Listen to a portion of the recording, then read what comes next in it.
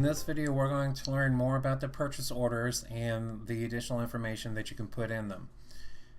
As part of our previous examples, we're putting in for custom kitchens, we're doing a drop ship to Robert's remodel, we're choosing cabinet pulls, we're choosing light pine cabinets. Now, I'm doing a quantity of 10, and I'm choosing 10 each. Also, I'm doing a total of 10 on the wall units. My rates are $3 and $1,500, which I will leave for this example. However, if I need to put additional information in between, you can do that. However, it will not affect the cost of your purchase order.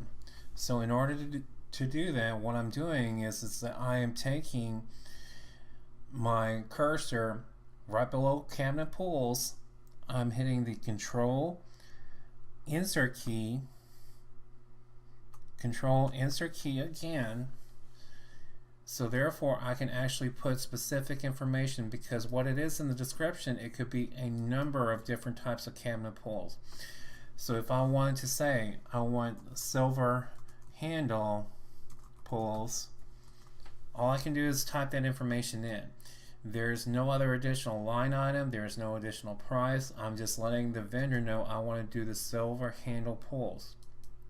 Below here I have a light pine kitchen cabinet wall unit, and this is the CLD number, so I don't need to put any additional information in there.